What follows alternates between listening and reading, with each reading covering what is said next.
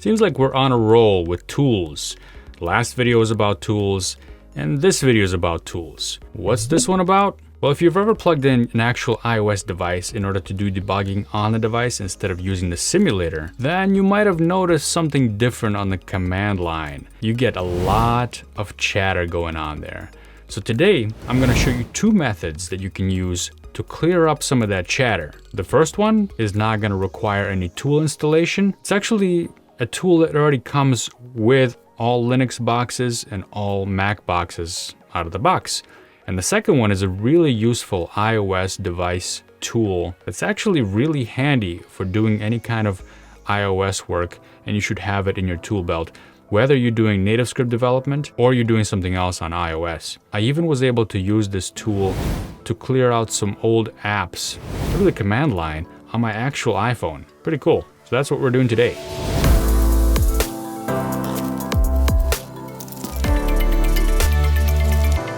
Hey everybody, welcome back. This is Alex. If you're new here, subscribe to the channel. We do NativeScript tips, tricks, and tutorials here. And of course, leave a comment down below. Let me know what other tools you might be interested in related to NativeScript or mobile development in general. So let me show you this problem that I see when I actually deploy an application to a device, and it's really noticeable when we use an image. Let me show you. Now I've scaffolded out a brand new NativeScript Angular application.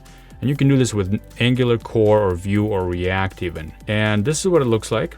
Now I just have my app component there. I've cleared out the page router outlet and I just have a stack layout and a button. Really simplified the layout. All I have is one component in there. So let's run this.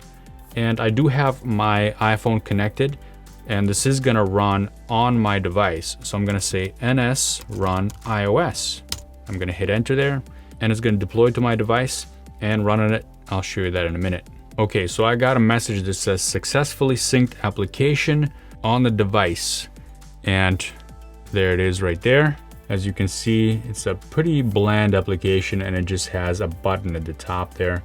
I can tap on it. Okay, let's take a look at the screen and see what it says. So pretty basic output here. Look at this. This is definitely more things we see on here than we usually see when we're running in a simulator. So we have things like console, that's fine. And we have FBS workspace, all these private log messages that we don't normally see when we're running on a simulator. And console logs are things that are useful to us because we definitely want to see those because usually we are the ones that are triggering those. So let me give you an example of that. Right here I have a button and I have a tap event. And in the tap handler, I have my console log saying hello. So if we look at the console, there it is, console log hello. That means I want to see that message. I specifically wrote that out so I can see it, right? So how do we clear up all this mess and only see the console messages? Well, there's a way to do that, but let me show you a problem that gets even worse if we have an image. So here I have an image commented out, but I'm gonna put it back in there. It's an Unsplash image and it's just gonna download the image from the internet. Very typical scenario, right? Let me save this and this will go ahead and refresh my application. Okay, now I'm gonna clear this while it's running just to see what new messages we get printed out. And actually, you know what? I'm gonna terminate this just so that we can start this from scratch. I'm gonna run this again just so that we get a clean, fresh slate here. Okay, so we have this running on the device. And as you can see, I have my button at the top and now I also have the image. I can still interact with that button and that'll all get logged to the console. Let's take a look at that console now. Okay, so here's the console again. And look at that. Wow, we can scroll back for ages. So we have console info messages, that FBS workspace again. Okay, so console log, there it is. Now we have all these other things like faulting and SHTTP. We have connections happening here and there. What is all this stuff? Well, what happens here is that when you're downloading an image from the web and you're displaying it in an image element, you have all this background HTTP traffic happening and being logged from native. So that's what all this is. Look at all this stuff. SSL happening, TLS, handshakes, basically pretty boring stuff, as you can see logged out here as well. And it just keeps going. There's a lot of stuff here. You can see when the response finally ends And this is a pretty useful line right here. It says how long that image took to download. But really, do I really care about that? No, I just want to display my image, right? And I want my console messages to show up. So I'm going to terminate this. And I'm going to show you the first method on how you can get rid of all this and just clean it up and only have your console messages show up, or really any messages that you feel are important. So here's our ns run iOS command. What I'm going to do is pipe it to a tool that already comes built into Linux machines and Macs. It's a grep tool. A lot of you are already familiar with grep. Well, here it is again. So I'm going to grep to console. That means what's going to happen is any output that comes from that run command is going to be run through grep. And whenever grep detects the beginning of the line to be console, it's a regular expression. It's not actually looking for a string. It's looking for a regular expression. And if the line starts with console, then it's going to print it.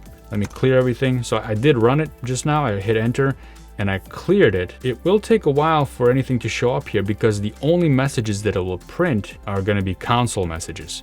So here we do have Webpack message because that's coming from probably a different spot in the process, and that's fine. But my application does restart, and look at that.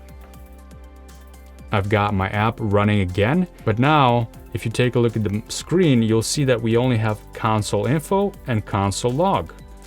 And furthermore, if I do that tap, okay, I just tapped on it, it says console log hello. So nothing extraneous there, only the messages that I really want to see. Okay, so what about this other tool that I was talking about? Well, that's method number 2. I'm going to switch over to another tab here, and you actually have to install it. So if you have Homebrew, this is going to be handy. That's what I use. You can install it different ways, but Homebrew is a very typical way of doing it. You would say brew install -- head, and then it's called iDevice installer. And if we take a look at its GitHub repository, you will see that what it does is it allows interacting with app installation on iOS devices. It allows you administration of applications on devices through the command line, which is really super cool. You can automate things. It's very nice. So here's examples of how you would set it up, how you would use it. You can even list your applications that are installed on the device. I'm going to show you an example of this in a moment. Now, there's not much documentation here, but you can click on the home page here, which will give you a lot more information. There's the documentation right there, and you'll see a nice colorful set of instructions and examples. Okay, so I've already installed this on my machine, and I recommend that you do so on yours as well. It's a really cool tool, and it's actually a collection of tools, a collection of commands that you can run. One of them is iDevice syslog. So if you run this will actually log out everything that's happening on your device, whether it's related to your application or not. It's going to be an insane amount of information. However, we know that in our NativeScript applications, we can use the console log. So we can also pipe this, whatever the output of that is, through grep, and we can search for console the same way we did. Now, okay, Alex, why do we need this if we have the other thing, right? We can just pipe the console output of the running application. Well, the difference here is that this can actually stay running. So here I'm going to tap on the button to give you examples of what's happening, and there it is. You can see that we do get the name of the application, then we get NativeScript, and we have console log hello. I tapped it twice, so there's 2 messages right there. Now here's the thing.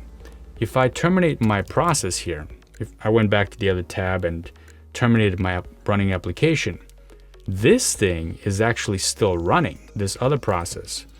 So that means that I can still tap on this button and get console messages printed out to the console. Very cool. And this will allow me to restart my application and not grep it to console, but just restart it and have it running, do what I need to do while the other process is running and listening for my console messages. So the other tab will have a clean output of anything that has to do with console.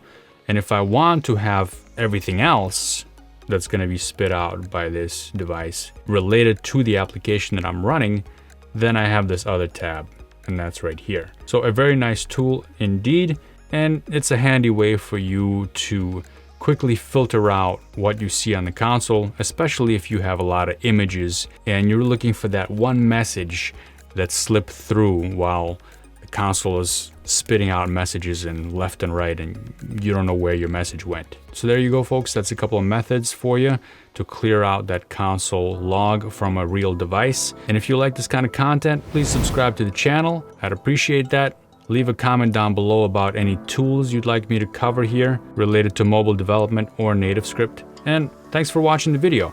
I'll see you in the next one.